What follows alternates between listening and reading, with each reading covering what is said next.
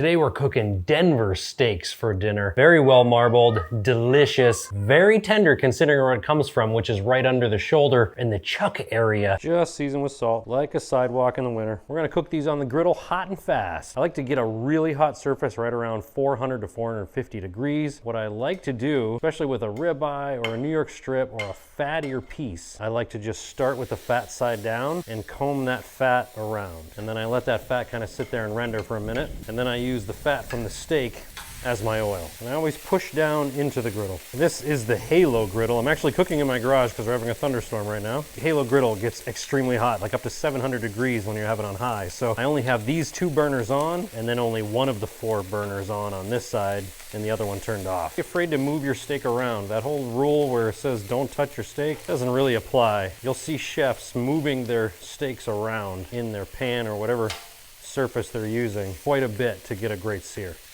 All right, it's been about 2 minutes. Let's give them a flip, see how we're doing. Looks great. I like to flip every 2 minutes. All right, let's see what our sear looks like on the other side. Not bad.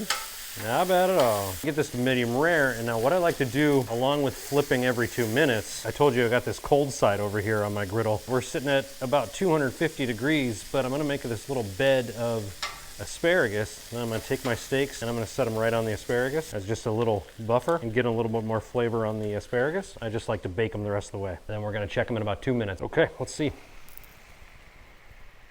They're beautiful. Darn delicious. These are perfectly cooked.